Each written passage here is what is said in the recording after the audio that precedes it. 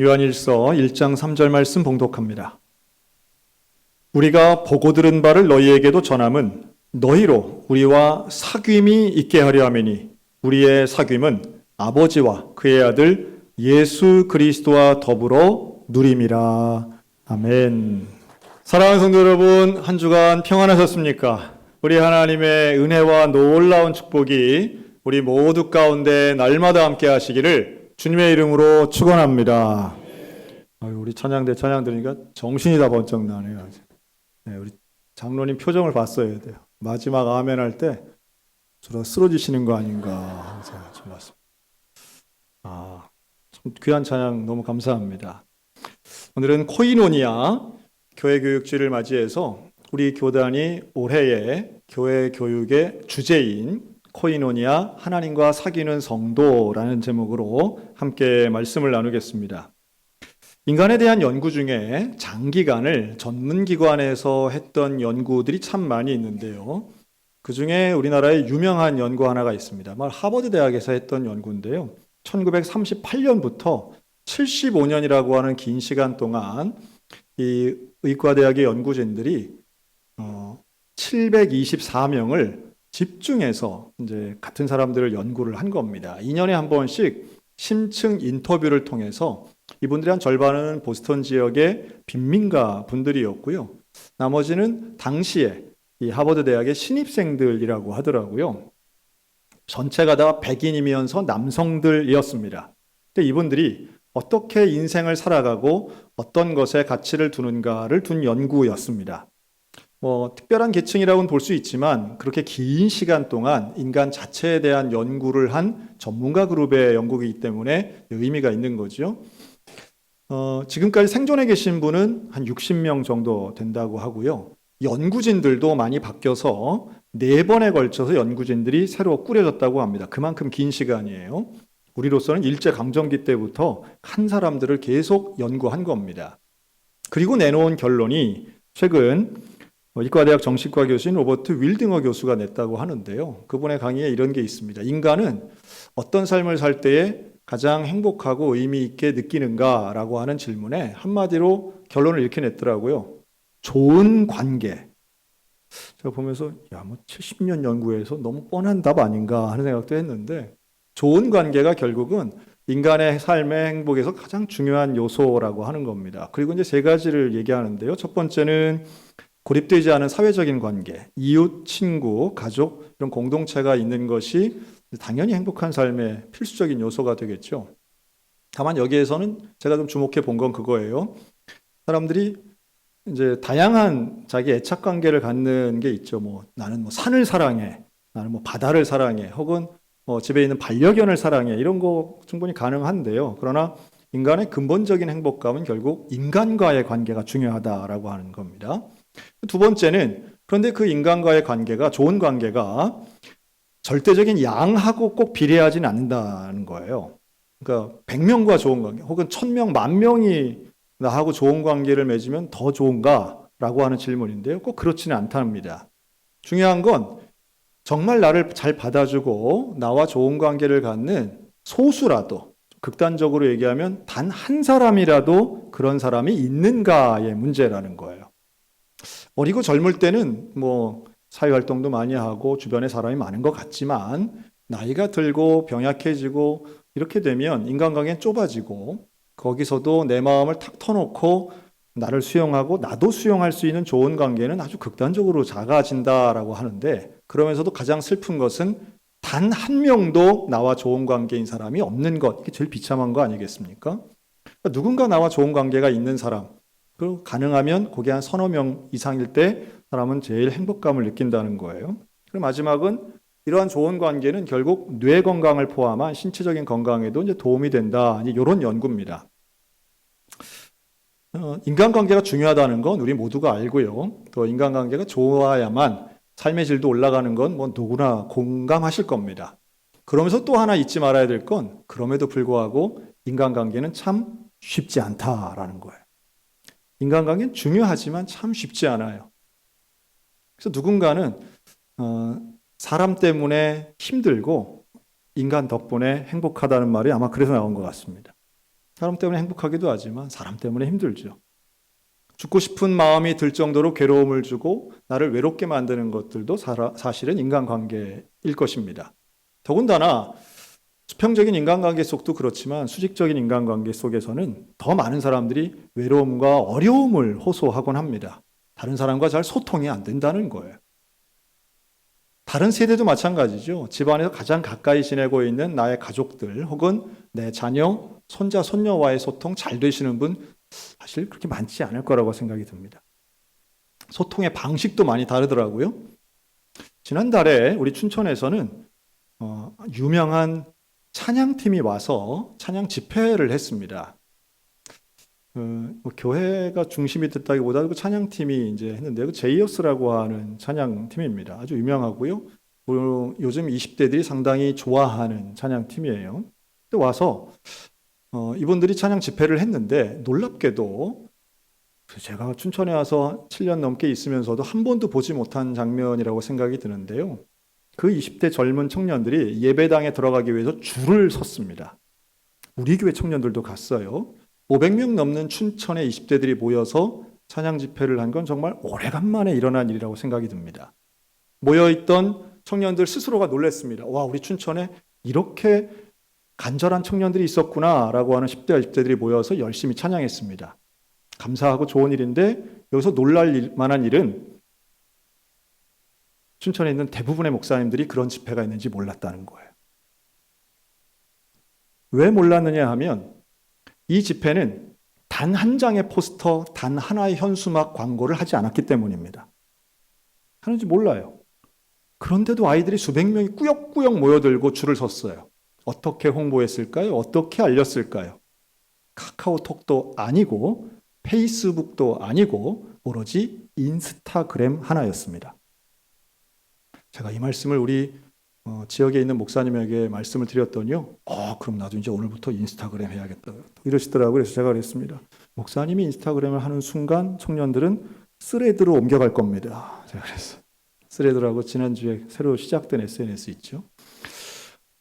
그렇구나. 제가 새롭게 발견하기도 했지만 청년들이 없지 않고요. 간절함을 가진 우리의 다음 세대들이 있는데 왜 이들은 다른 방식으로 소통할까라고 하면 결국은 주도권의 문제라고 저 혼자 생각을 했습니다.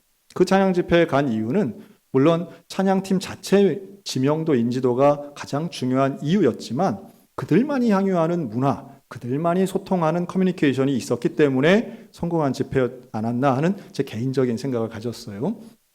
그만큼 어렵다는 겁니다. 우리가 소통하고 싶은데 같이 대화하고 싶은데 대화의 방식이 다른 세대가 우리 다음 세대가 일어난 거죠. 저도 최근에 들은 그 용어가 있더라고요. 미국에서 많이 연구가 됐던데 폰 포비아라는 단어가 있습니다. 다시 말해 콜포비아라고도 하는데요. 이 젊은이들 중에는 전화하는 게 두려운 사람들이 있답니다. 그러니까 문자나 텍스트, SNS로 소통하는 것은 아주 익숙한데 실제로 전화 통화를 해서 말로 대화하기는 힘들어하는 사람들이 과거와는 비교도 안 되게 늘어났다는 거예요. 그래서 이분들을 위해서 어떤 의료적인 서비스 혹은 그걸 가르치는 학원도 온라인에는 있더라고요. 실제로 우리나라도 있습니다. 거기에는 뭐 말이 안 되는 얘기 아닌가라고 하지만 제가 뭐 쉽게 보면 알 수 있습니다. 여러분 전화가 편하세요? 문자가 편하세요? 네. 그렇죠? 우리가 생각해 보면 사람을 그래서 직접 만나야지 얼굴 대고 얘기해야지 라고 생각하시는 분들 조금 연배가 있을 거고요. 네, 지금도 이렇게 문자가 오는데 진동이 아니라 띵동띵동 소리가 난다 하면 분명히 50세 넘었을 겁니다. 뭐 명확한 거죠. 제가 나이가 많다는 걸 지금 비하하려는 게 아니고요. 뭐 저도 50이 넘었으니까요. 근데 똑같은 것이 서로 소통하는 방식이 이렇게 다른 시대에 우리가 살고 있기 때문에 사실 좋은 관계 맺기가 쉽지 않다는 말씀을 드려요. 오늘 이 예배에 오신 여러분 제가 정말 칭찬해 드리고 싶어요. 아까 10시 반부터 장대비 같은 폭우가 막 쏟아졌는데 그걸 뚫고 지금 오신 분들이잖아요. 얼마나 귀한 분들인지 몰라요. 그런데 오늘 우리에게 정말 인간의 좋은 관계, 가족 간에도 좋은 관계를 맺고 싶고 이웃 간에도 좋은 관계를 맺고 싶은데 어떻게 하면 이게 될 수 있을까? 사실 좋은 교회는요, 좋은 관계가 있습니다. 좋은 교회 안에는 서로 간에 좋은 관계를 맺는데 저는 한마디로 이렇게 좀 말씀드리고 싶어요. 좋은 관계는 함께 있으면 좋은 거예요. 그게 좋은 관계 아니겠어요? 뭐 이런저런 설명보다도 함께 있으면 좋은 게 좋은 관계겠죠. 함께 있기 싫은 것, 이건 좋은 관계라고 볼 수 없을 겁니다. 뭔가 부담이 되는 거죠. 저 옆 사람에게 당신과 가까이 있어서 좋습니다.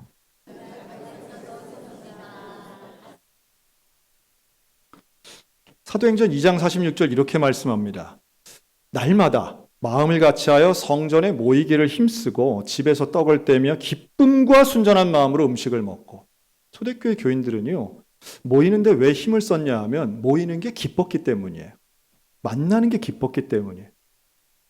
그게 좋은 관계가 있기 때문이라고 저는 봅니다. 근데 이 인간관계 맺기가 너무 힘드니까, 사람들 너무 외로우니까, 나를 받아주는 사람이 없으니까 그 신기하게도 다른 애착관계가 있는 다른 대상들을 많이 찾으시는 거 아닌가 하는 생각이 들어요. 내 말 잘 들어주고 수용하는 무슨 반려동물과 같이 지낸다든가 하는 것도 어떤 면에서는 이 복잡한 인간관계 싫으니까 뭐 두 가지인 것 같아요. 자연인으로 뛰어가시든지 아니면 반려동물과 함께 사시든지. 나쁜 건 아니지만 우리에게는 인간과의 관계, 이웃과의 관계를 포기하지 않아야 되는 하나님의 약속과 명령이 있다는 말씀을 좀 드리고 싶습니다. 그리고 인간적인 차원에서의 좋은 관계 맺는 방식은 아주 기본이 되는 하나의 원칙이 있습니다. 성경에서도 원리는 찾을 수 있는데 하나만 얘기한다면 옆 사람 보고 예의 있게 대합시다. 네, 예의가 있어야 되겠죠. 이게 인간관계의 기본이라고 저는 생각해요. 마치 성경이 말씀하듯이 내가 남에게 대접받고 싶은 것처럼 대접하는 황금률이죠. 근데 이게 사실은 비즈니스적 관계에서는 이게 어느 정도 된다고 봅니다. 비즈니스 관계. 내가 돈을 번다. 내가 뭐 물건을 파는 사람이다. 그럼 예의 있게 돼야겠죠. 근데 언제 이게 제일 안 되는지 아세요? 나와 제일 가까이 있으면서 수직적 관계에 있는 사람에겐 이게 조금 어렵습니다. 그러니까 내가 좀 윗사람이다. 혹은 내가 어른이다. 내가 상대보다 더 높다라고 생각하는 순간 우리는 그것도 가장 사적인 공간 안에서 우리는 상대를 쉽게 생각할 때가 있습니다. 그게 어딜까요? 가정이죠, 대개. 가정에서 내 가족을 대하는 태도를 보시면 바로 인간관계가 왜 안 되는가를 알 수 있다고 저는 봅니다. 가정에서 내 자녀를 대하는 태도, 손자, 손녀를 대하는 태도. 여기서 조금만 더 예의 있게 행동한다면 예의를 뭐 존중한다라고도 말씀하죠. 존중을 영어로 respect이라고 하는데요. 이 respect은 다시 본다는 뜻이에요. 어떻게 보냐면 상대의 입장에서 나를 보는 겁니다. 상대방의 입장에서 나를 보는 이게 바로 존중하는 것인데 상대의 마음을 배려하는 태도 참 중요하다고 봅니다. 그래서 인간관계를 잘 하시는 분들을 보면요. 인사도 잘 하고요. 나보다 연소한 사람에게 함부로 말씀하지 않으시더라고요. 근데 무례하게 사람을 대하신 분들을 보면 인간관계가 하나둘 끊어지는 걸 봅니다. 하나둘 끊어지니까 결국은 지금 여러분 제가 질문 하나 드릴까요? 나이가 들면 친구를 사귀기가 어려울까요? 쉬울까요? 어렵다고 생각하시는 분들은 스스로를 잘 변화시켜 주시기 바랍니다. 여러분 나이가 들어도 친구를 사귈 수 있는 게 상식 아니겠어요? 그런데 이게 잘 되시는 분들이 있어요. 친구를 쉽게 잘 사귀시는 분들이 있습니다. 반면 친구 사귀기가 너무 어려우신 분들이 있어요. 인사 한번 말 한마디 하기가 참 힘든 분들이 있습니다. 그런 분들이 변명처럼 내놓는 말은 포도주와 친구는 오래되면 될수록 좋다 뭐 이런 얘기 하는데요. 그러나 여러분 오래된 친구라고 무례하게 대해서는 결코 안 됩니다. 저는 새로운 친구를 사귀기 어려운 것에 또 다른 변명이 아닐까 하는 의심까지 갖고 있습니다. 사람과의 관계를 두려워하거나 무서워하거나 혹은 피하지 마시고 그 관계를 그리스도적인 입장에서 우리 크리스찬답게 온전하게 인간관계에서도 승리하고 성공할 수 있는 우리 모두가 되셨으면 좋겠습니다. 그래서 우리가 코이노냐가 중요한 거예요. 그럼 우리 믿는 자들은 어떻게 서로 교제하고 좋은 관계를 가질 수 있을까? 오늘 본문은 아주 분명하게 말씀합니다. 요한일서 1장 3절 우리가 보고 들은 바를 전함은 너희로 우리와 사귐이 있게 하려 함이라. 자, 여기서 참 중요한 순서를 발견하는데요. 우리가 보고 들은 바를 전한답니다. 이게 요한일서 전체를 관통하는 신학적인 사상은요. 하나님 사랑이에요. 하나님 사랑을 증거하는데 이게 바로 복음입니다. 복음. 근데 우리가 복음을 전하는 이유는 당신과 내가 사귀기 위함이라는 거예요. 조금 다르죠? 우리가 생각할 때는 좋은 관계를 사귀어서 그 이후에 복음을 전해야 된다라고 생각하시는 분들 많을 텐데 성경은 그렇게 말씀하지 않아요. 우리는 교회는요, 동호회가 아닙니다. 교회는 취향이 같은 사람들이 모여가지고 취미 활동하는 그런 곳이 아니에요. 교회는 전적으로 복음을 믿는 사람들이 모인 공동체입니다. 그러니 복음을 전함으로 우리는 진짜 교제를 시작할 수 있다는 말씀이에요. 그게 바로 믿는 자들의 코이노니아입니다. 예수를 믿음으로 우리는 교제를 시작하는 거예요. 왜요? 인간적인 취향이 아니라 믿음 위에 서 있는 그리스도인의 공동체이기 때문에 그렇습니다. 여러분이 복음으로 교제하고 복음으로 사귀는 우리 소양성결교회 믿음의 공동체가 되시기를 주님의 이름으로 축원합니다. 이 교제가 왜 중요한가? 복음의 교제가 왜 중요한가? 복음으로 교제하면 이 코이노니아는 우리를 변화시킵니다. 우리를 변화시켜요. 죄로 물든 우리의 인생을, 이기적이고 무례한 우리의 인생을 하나님의 거룩한 사람으로 변화시킨다는 말씀이에요. 여러분, 사람이 잘 변화되나요? 안 되나요? 잘 안 바뀌죠. 사람의 생각, 정치적인 성향, 사람의 취향 이런 거 잘 안 바뀌는 것 같아요. 성격도 안 바뀌고요. 그런데 사람이 좀 바뀔 수 있는 가능성을 현실적으로 제한한다면 하나를 제한할 수 있는데요. 주변에 어떤 사람들이 있는가를 통해서 바뀔 수 있습니다. 주변에 어떤 사람들이. 환경 지배론이라고도 말할 수 있겠지만 주변에 있는 사람들의 말과 행동들을 통해서 내가 조금 바뀔 가능성이 높아진다는 거예요. 자, 두 가지 예를 들 텐데요. 첫째는 점잖고 멀쩡한 사람도요. 예비군복 입고 훈련장 가면 사람이 조금 껄렁해집니다. 저도 뭐 예비군 끝난 지 한참 됐지만 그 신기하죠. 그 아주 점잖은 신사들도 예비군복 입고 그냥 그 예비군들 틈에 있으면 왠지 그냥 아무 데서나 눕고 싶고 막 아무 데나 오줌 싸고 싶고 막 이런 마음이 생기는 거예요. 하여튼 뭐 저만 그런지는 모르겠는데 그때 훈련 때 좀 그 기억이 납니다. 그 왜 그럴까요? 마치 말년병장이 된 것 같은 해이해지는 느낌이 들어서인 것 같고 나만 그런 게 아니라 다 그렇네. 괜히 모자도 삐딱하게 쓰고 싶고 왠지 막 말도 막 불친절하게 하고 싶고 좀 이상하다 하는 걸 제가 느낀 적이 있어요. 또 하나의 사례가 있습니다. 제가 지난달에 한 2주간 일본을 다녀왔습니다. 근데 일본을 제가 지금 한 2-3번 간 것 같아요. 근데 이번에 제가 방문한 지역은 일본 사람들도 잘 모르는 지역을 갔다 왔어요. 제가 이제 간사이 지역이라고 그러죠. 오사카, 고베 이쪽에 계신 분들도 한 며칠간 만났는데 만나는 분들에게 제가 다 혹시 니가타를 아십니까? 다 모르시더라고요. 일본 분들이. 그만큼 일본 내에서도 작은 지역이에요. 일종의 시골이죠. 근데 이 니가타에 있는 신학교에 초청을 받고 제가 다녀왔는데요. 거기는 한국에서 직항이 없어서 오사카에서 국내선 비행기를 타고 제가 갔습니다. 그랬더니 오사카 동경이랑 좀 다르게 어쨌든 국내선을 탔는데 보니까 한 200명 정도 승객이 되시는데 다 일본 분이시더라고요. 하여튼 제가 느끼기엔 저만 한국 사람 같았어요. 근데 이제 비행기가 가서 이제 착륙을 했습니다. 니가타 공항에 착륙을 하고 비행기가 섰어요. 그리고 안전벨트 등이 딱 꺼졌어요. 여러분 되게 그러면 일반적으로 어떻게 하냐면 아마 비행기 타보신 분들은 다 아실 거예요. 그러면 사람들이 우르르 일어나서 다 이제 짐을 꺼냅니다. 그러면 이제 꼭 옛날엔 그런 말씀들 많이 하셨어요. 한국 사람이 제일 먼저 일어나 이러는데 아니에요. 하여튼 제 경험은 인도 분들이 제일 먼저 일어나시는 것 같고 그 다음에 남미 분들, 동유럽 분들, 프랑스 분들 다 일어납니다. 이건 예외가 없어요. 그런데 니가타 공항에 착륙을 하고 비행기가 섰는데요. 아무도 일어나지 않는 거예요. 제가 깜짝 놀랐어요. 제가 정말 소름이 다 돋더라고요. 이 사람들 왜 이러지? 내가 못 알아듣는 무슨 사고가 났나? 제가 일본어를 잘 못하거든요.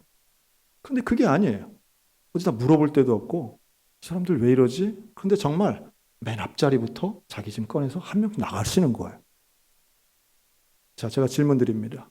자, 저는 먼저 일어났을까요? 안 일어났을까요? 그 상황에서 어떻게 일어나요?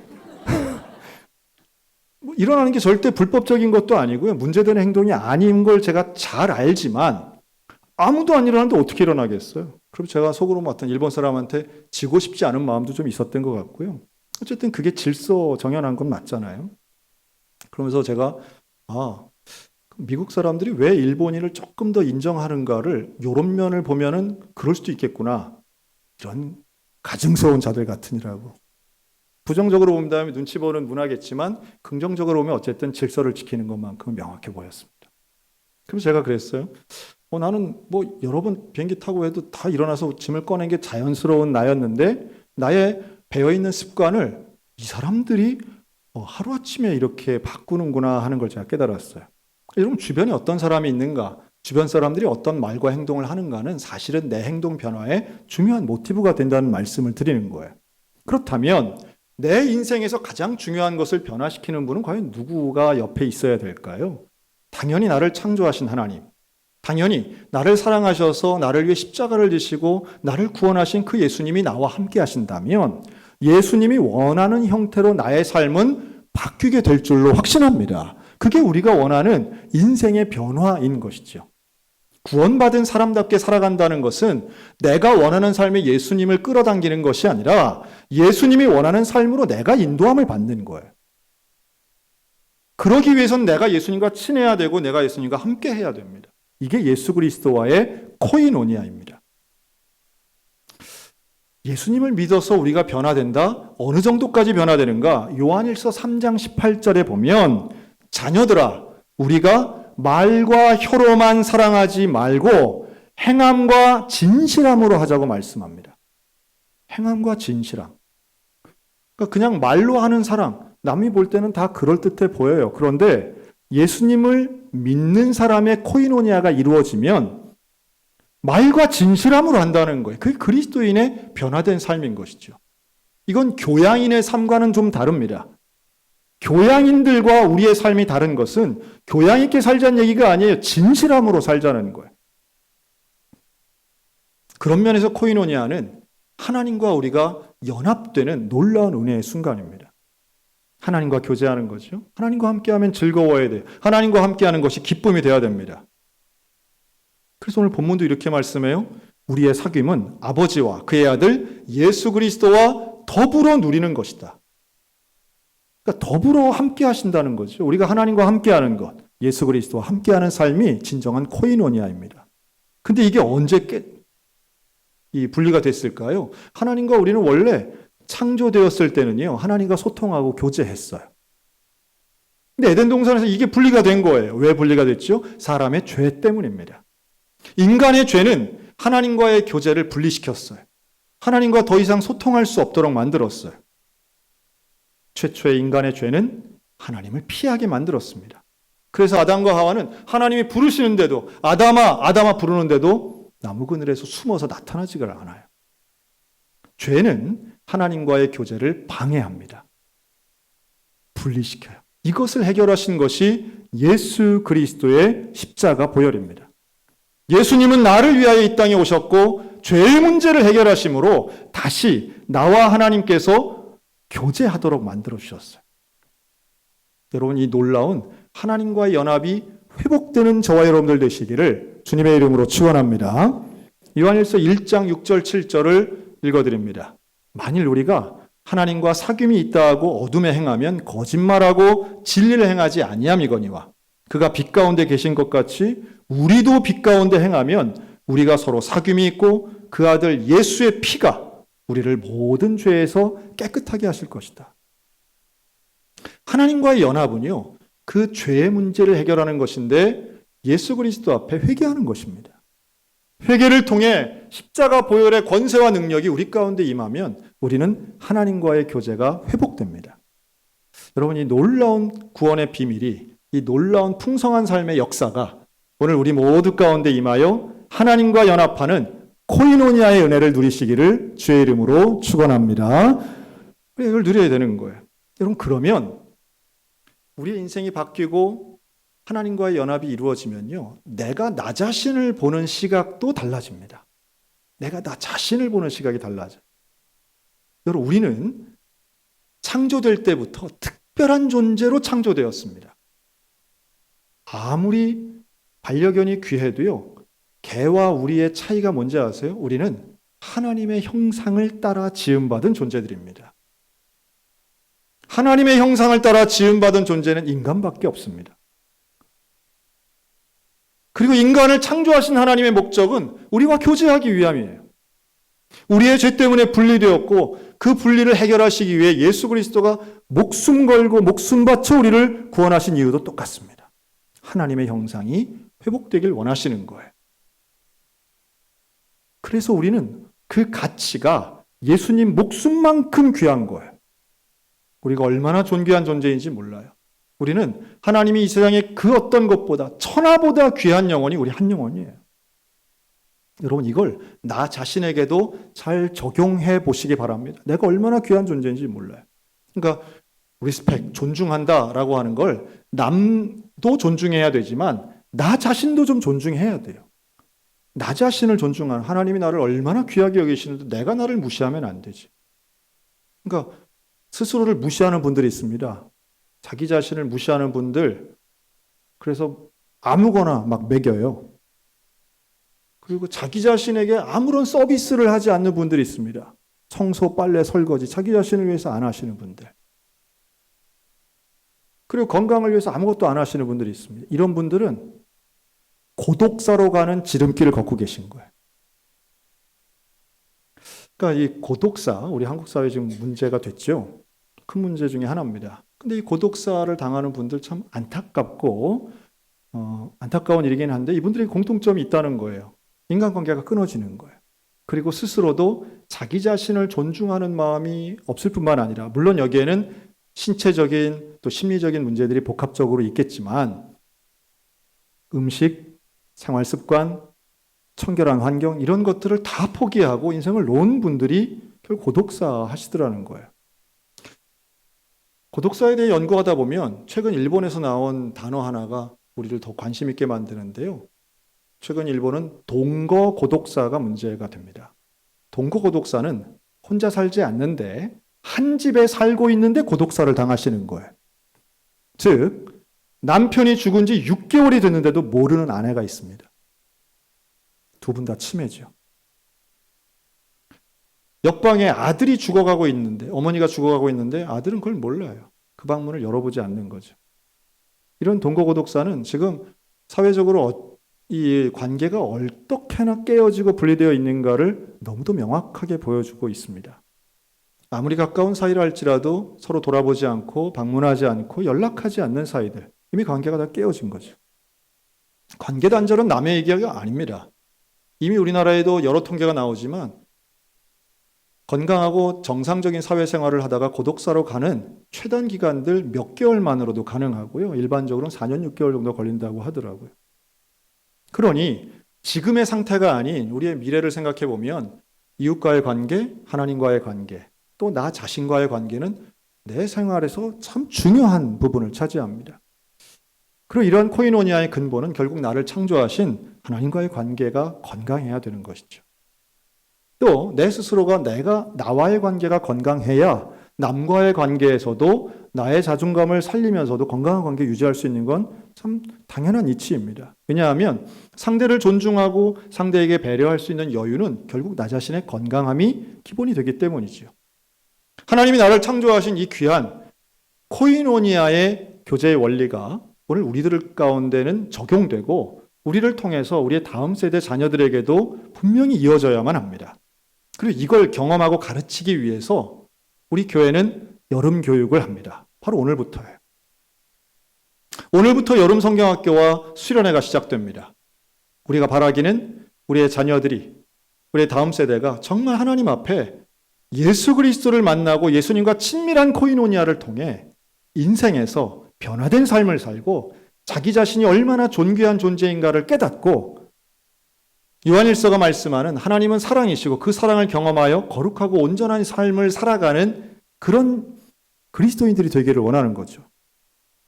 지난주 오후 예배 때 우리 유아교회 헌신 예배가 있었습니다. 근데 그 유아교회 헌신 예배 중에 동영상을 하나 봤는데요. 우리 그 동영상 잠깐만 좀 오늘 보도록 하겠습니다. 우리 어린이들의 성경 암송 동영상입니다. 하여튼 4분 한 50초 정도 되는데요. 그거 잠깐 보고 말씀 이어가도록 하겠습니다.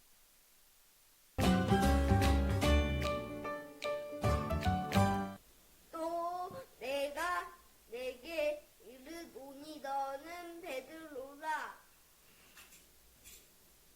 내 반석 위에 내 교회를 세우리니. 마태복음 16장 18절 말씀. 아멘. 마태복음 16장 18절 말씀. 또 내가 내게 이르노니 너는 베드로야. 내가 이 반석 위에 내 교회를 세우리니. 아멘. 또 내가 내게 이르노니 너는 베드로라. 내가 이 반석 위에 내 교회를 세우리니 음부의 권세가 이기지 못하리라. 마태복음 16장 18절 말씀. 아멘. 사랑이야. 또 내가 내게 이르노니 너는 베드로라. 이 반석 위에 내 교회를 세우리니 음부의 권세가 이기지 못하리라. 마태복음 16장 18절 말씀. 아멘. 또 내가 내게 이르노니 너는 베드로라. 내가 이 반석 위에 내 교회를 세우리니. 마태복음 16장 18절 말씀. 아멘. 또 내가 내게 이르노니 너는 베드로라. 내가 이 반석 위에 교회를 세우리니. 마태복음 16장 18절 말씀. 아멘.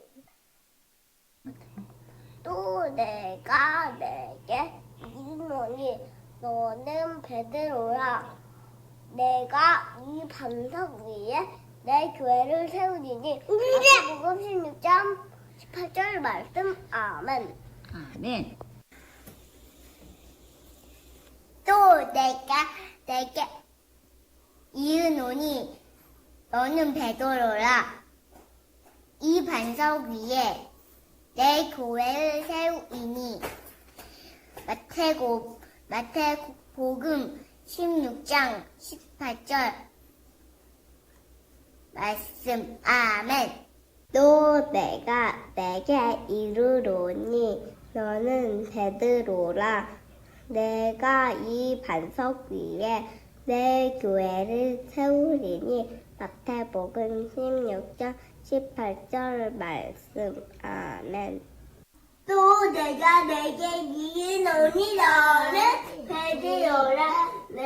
내가 이 반석 위에 내 교회를 세우리니. 마태복음 16장 18절 말씀. 아멘.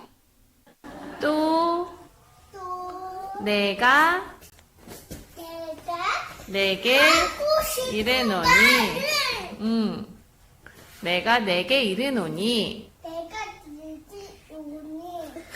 너는 베드로라. 너는 베드로다. 내가 이 반석 위에 내가 반석 위에 내 교회를 세우리니. 내 교회를 세우리니. 마태복음 16장 마태복음 16장 18절 말씀. 아멘.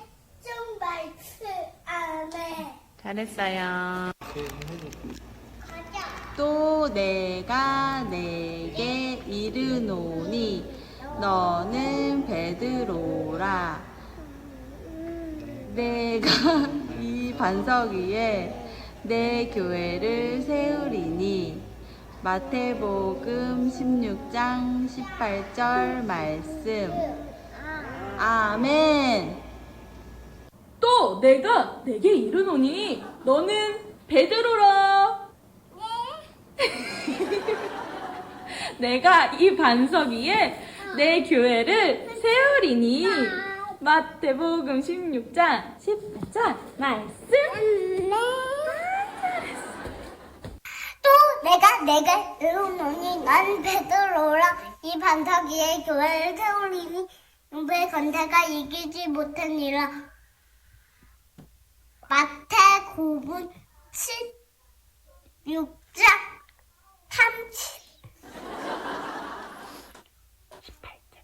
18절 말씀. 아멘. 사랑해요. 네.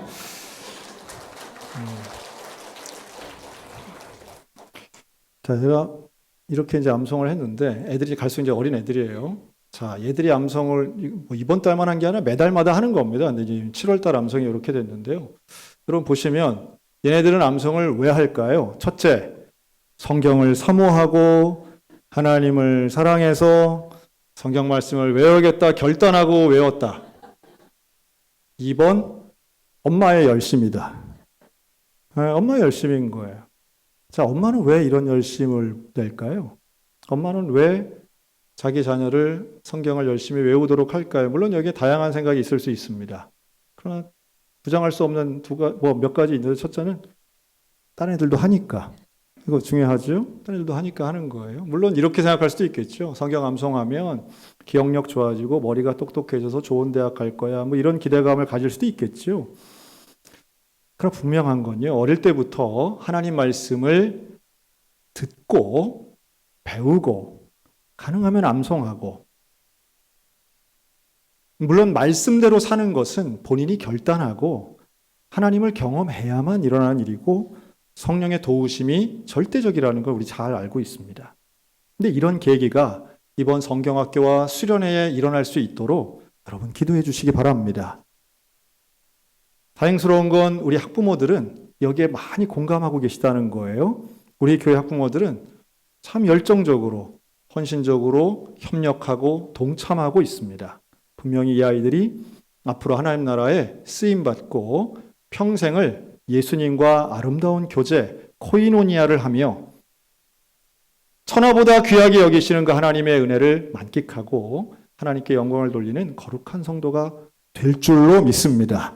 이를 위해 이번 여름 계절 교육, 교회 교육주의를 맞이하여 여러분 기도해 주시고 후원해 주시고 우리 모두도 이웃과 좋은 관계, 나와 좋은 관계, 하나님과 좋은 관계를 맺는 코이노니아에 성공하는 우리 모두가 다 되시기를 주님의 이름으로 축원합니다. 아멘. 기도하겠습니다.